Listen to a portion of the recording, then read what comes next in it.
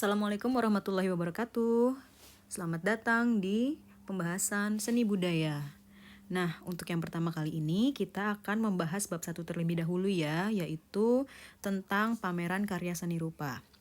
Sebelumnya perkenalkan diri dulu, nama saya Diatul Ngatiko SPD, biasa dipanggil Ibu Diah. Materi yang akan saya bahas kali ini adalah untuk kelas 10 semester 1. Oke, langsung saja. Pembahasan yang pertama, kita akan membahas tentang pengertian, jenis, tujuan, manfaat, dan fungsi pameran. Nah, yang pertama kita bahas pengertian dulu ya. Pameran karya seni rupa adalah suatu kegiatan penyajian karya seni rupa untuk dikomunikasikan atau diperlihatkan kepada masyarakat luas. Nah, ini adalah jenis pameran karya seni rupa, dikelompokkan menjadi 2 ya. Yang pertama, berdasarkan dengan jenis karya yang ditampilkan. Yang kedua, berdasarkan jumlah senimannya. Nah, kita bahas yang pertama dulu, yang berdasarkan jenis karya yang ditampilkan. Yang pertama ada pameran homogen dan pameran heterogen. Kalau pameran heterogen adalah pameran yang hanya menampilkan satu jenis karya saja. Contohnya, misalnya pameran karya seni patung.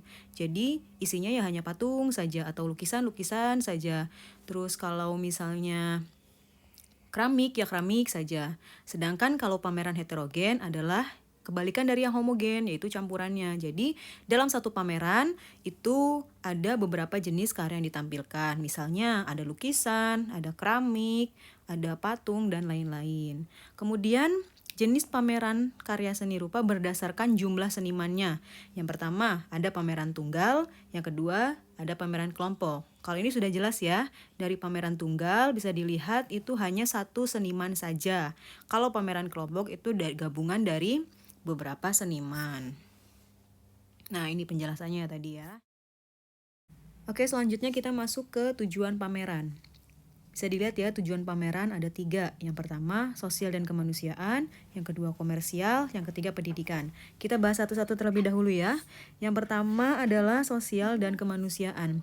Maksudnya di sini adalah pameran yang kita tampilkan, yang kita gelar itu tujuannya untuk membantu masyarakat-masyarakat yang terkena bencana alam atau kepada teman-teman kita yang tidak mampu, seperti teman-teman yatim piatu, kaum duafa, dan lain-lain. Jadi misalnya dalam pameran itu kan biasanya kalau untuk masuk itu kita membeli tiket. Nah, uang yang dihasilkan dari tiketing itu kita alokasikan semuanya kepada teman-teman kita yang membutuhkan. Atau bisa juga apabila dalam pameran tersebut ada karya yang berhasil dijual. Nah, uang yang dihasilkan itu juga dialokasikan kepada teman-teman kita yang membutuhkan, ya. Oke, yang sekarang yang kedua yaitu tujuan komersial atau penjualan hasil karya. Berbeda dengan sosial dan kemanusiaan tadi, di mana uang yang dihasilkan itu untuk membantu masyarakat yang tertimpa musibah. Kalau komersial ini adalah untuk pribadi. Jadi, misalnya ada seniman yang berhasil menjual karyanya. Nah, uangnya itu ya untuk sendiri gitu ya.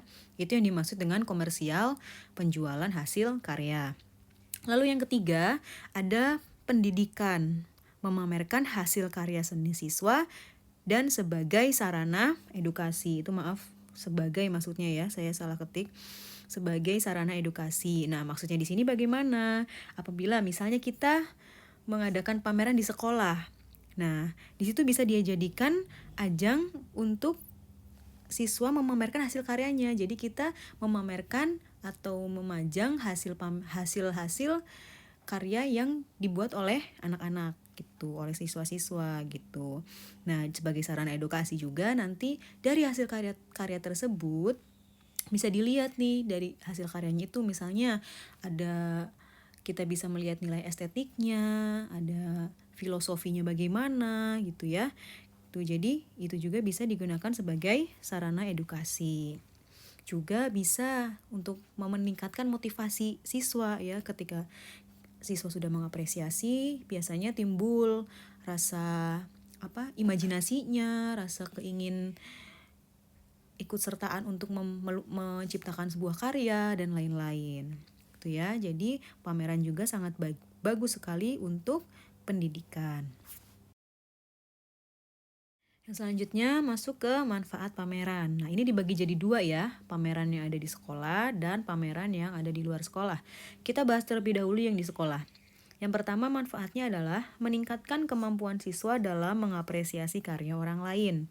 Ya, itu sudah jelas ketika siswa melihat suatu karya pasti timbul rasa ingin mengkritisi, memberi komentar gitu ya. Nah, itu salah satu kemampuan untuk mengapresiasi karya orang lain. Yang kedua, meningkatkan kemampuan karya siswa. Nah, biasanya ketika seseorang melihat suatu karya, dia akan termotivasi untuk ikut membuat karya juga gitu. Ya. Jadi biasanya melihat lukisan-lukisan yang indah gitu, timbul rasa ingin mencoba pula untuk membuat lukisan yang seperti itu. Yang ketiga, menambah wawasan siswa. Itu sudah jelas ya. Lalu kita bahas yang pameran di luar sekolah. Yang pertama, sarana apresiasi dan hiburan bagi pengunjung. Nah, ini salah satu tujuannya utamanya ya.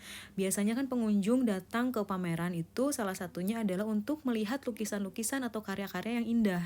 Otomatis dengan melihat sesuatu yang indah itu, pengunjung menjadi terhibur. Yang kedua, menjadi pengalaman sosial hidup bermasyarakat.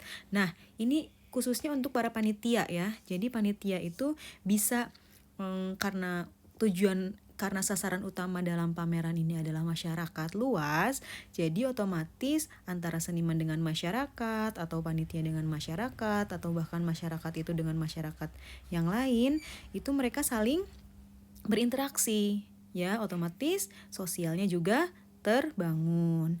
Yang ketiga, melatih kerjasama kelompok. Nah, ini juga yang sangat dirasakan oleh para panitia. Bagaimana mereka bekerja sama untuk bisa menyelenggarakan suatu pameran.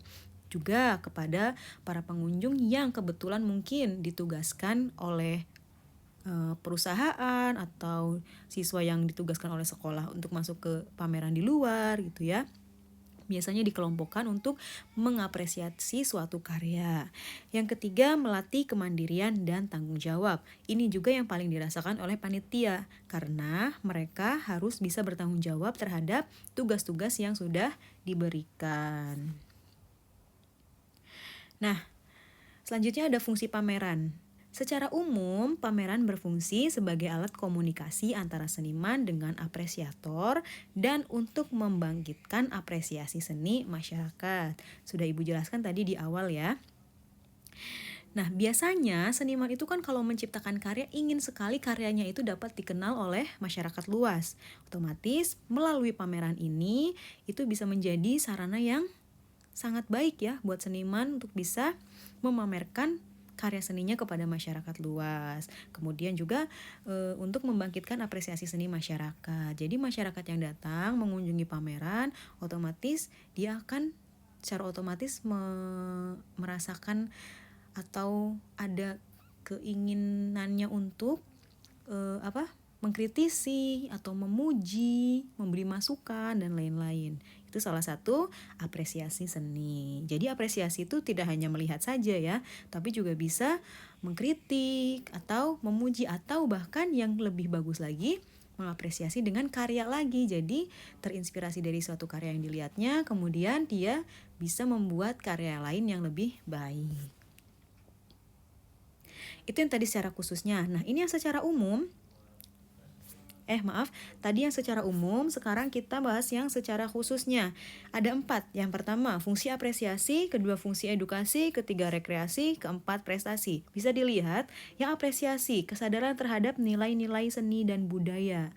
Ya, jadi saat dia melihat suatu karya, dia sadar, oh ternyata hanya lukisan seperti saja terlihat bisa lebih indah, terus mengandung filosofi dan lain-lain. Ya, itu fungsi apresiasi. Yang kedua, fungsi edukasi, mendidik manusia akan nilai-nilai kesadaran nilai keindahan. Sudah saya sebutkan tadi di awal ya. Yang ketiga, fungsi rekreasi. Nah, ini juga sudah saya sebutkan, yaitu apabila pengunjung datang mau lihat yang indah-indah, mereka jadi terhibur. Terus yang keempat, fungsi prestasi, memperlihatkan prestasi yang sudah dicapai. Jadi yang dipamerkan di suatu pameran itu adalah karya-karya yang misalnya sudah memenangkan lomba atau mendapat penghargaan. gitu ya.